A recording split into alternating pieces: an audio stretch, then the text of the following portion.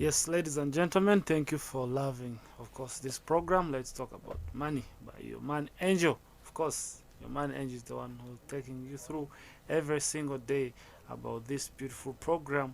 Let's talk about money. We talk about money because money is the biggest. Of course, money is king. Cash is king. When you have money, you easily get stuff done. Of course, there is an old saying that says, he who has the paper sets the rules. Whoever has the money sets the rules for the rest of the people to follow. And you can realize that a wealthy person in your community or in your family is the one who is always being given a voice to speak. If you're poor, they consider you not to have anything productive. Now that you want also to be rich, you want to be wealthy, it's high time that you started talking about money in a way that is more productive than the way we've been talking about it. Now, yesterday we talked about what is limiting us to be wealthy is actual laziness. We talk about laziness is so deeply dangerous. Yeah, laziness is the one that is becoming a very big problem in our straight towards getting wealth. The people who have actually changed their lives in a short time, they have worked harder than anyone. They have spent sleepless nights. The Chinese, we are proud of currently. The Italians, of course, the Americans, and other nations that have developed, those people work really harder. The creation of electricity was to add on working hours for people. Electricity revolutionized almost everything. But those people who created those stuff were aimed at actually enabling people to work and create more wealth. So if you are lazy, you won't do anything productive. Let's talk about something important that is also limiting us today is, of course, our personal beliefs or our individual beliefs that we hold about money. Now, we are a product of what we believe in. Our beliefs define our emotions. Our emotions define our channels of action. So, in fact, emotions are fuels that lead us to action. Without a strong emotion, you may not be propelled into action. So if your emotions are wrongly invested, chances are high that your results are going to be wrongly perceived. So that's why it's very important to understand the beliefs we have on money, the beliefs we have on wealth, so that we may become more intelligent in making the decisions concerning developing our personal lives, our communities, and our nation at large. So that's the most important. So our beliefs, our belief system is the biggest limiting factor in Africa, in the country, of course in East Africa. Our belief system is actually destroying us. Most of us, we are limited because of our belief system. Uh, we have funny beliefs on money. We've been grown up, and these beliefs have been embedded in us, and they have determined the course of actions we have chosen to take. One, we believe that being rich or being wealthy is a consequence of luck. It is just as a result of luck. We think people become poor by fate. Yes, you may be produced in a poor country, but it doesn't necessarily mean that you're going to be poor. You may be produced in a poor family, but doesn't mean that you're going to be poor. Currently, per now, one of the richest person in the world, Elon Musk, was born in South Africa. So that is not an excuse. Most of the self-made billionaires of the world have been self-made. They have been from poor families, average families. You get, so we have no excuses for being not successful. What is limiting us and what we should be working on is our limiting philosophy, our limiting thinking, our limited beliefs towards wealth creation and towards money making. So if we understand these many stupid beliefs we have towards money, then we can change our lives, of course, dramatically. Now, the first belief, they normally tell us that money is the root of all evil. If you're a Christian or if you're a staunch believer of, let's say, Muslim, Christian, and other believers who has a belief in going to heaven and knowing the impact of evil, towards stopping that person from going to heaven, to everlasting happiness, you know what it means such a belief to hold on your heart. You find you are working hard to get money when you believe that having it itself will lead you not to go to heaven. So this is a very big limiting factor. It's like saying that holding a knife is bad because just a neighbor got a knife and stabbed his wife to death. That is dangerous. It's only people who interpret such a statement wrongly that end up miserably changing their lives. Negative, of course. So, in short, money has never been a root cause of evil. It is only evil who get this tool called money that become more evil. And of course, most people become easier when they don't have money. Some people steal to sustain their families. Some people still kill, of course, to get some money because they don't know how to diligently and honorably make the money. And that's why this program was created, to show to enable us to understand more the concept of money, so that we may make informed decisions towards being the best people we want to be. So such a belief like money is the root cause of all evil should be out of our minds.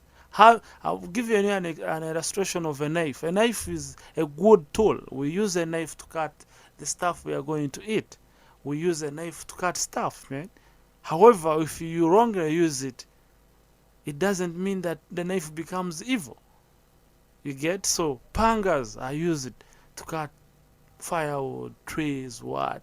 But then, if you wrongly use them to cut individuals, we shall not buy pangas because they are used to kill people. So is man. People who are using money in evil ways shouldn't make us believe that money itself is bad.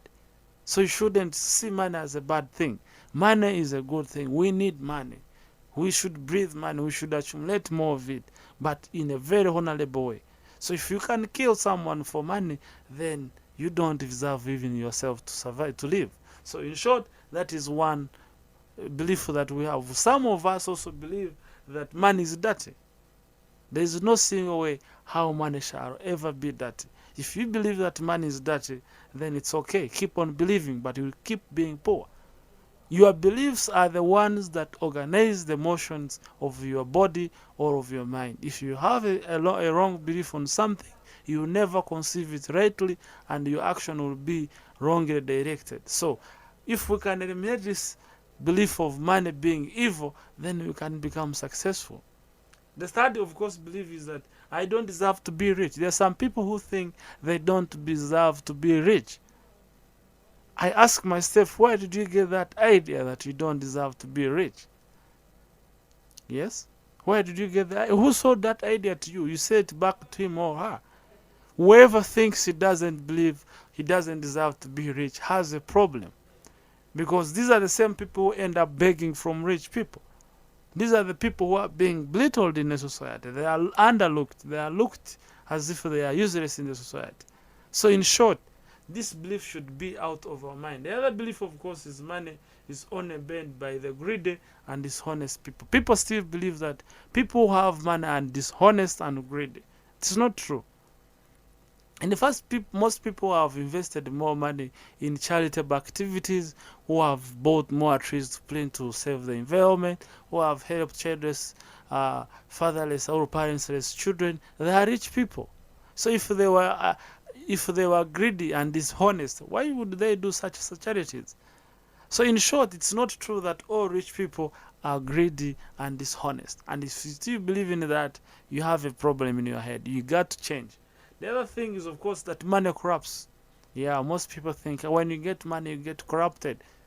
So people stop hunting for money just because they don't want to get corrupted. Who sold you that idea? That when you get money, you get corrupted? It's only a corrupted mind that is inspired to continue being corrupt when they get the money. Yes. So in short, money doesn't corrupt. In fact, money is a tool. The way you use it, it is different. Once you have it, the way you use it is different. Like how I said the knife, the way you use the knife is different. You can use it to save people, you can use it to kill people. So either way, the individual matters. So itself as a tool has no big problem. Some people say that you should never brag about money, never say how much you earn, you are worth or paid for something unless it is a bargain, that you shouldn't be bragging about money. Now, if you're not bragging about having the money, now will you be bragging about having not the money? Because the more you condition your brain to say that you don't have the money when you even in fact have the money, it's the more you'll get subconsciously, or you'll condition your subconscious to believe that you deserve to be poor, and the next move you'll find yourself even the little you have has gone away. So in short, be happy, be okay with how much you earn. It is yours. You have worked hard for it. That is the value you have in the market. So you can't have money and be spiritually poor. Some people think that you can't have money and be spiritually poor. Sorry, pure.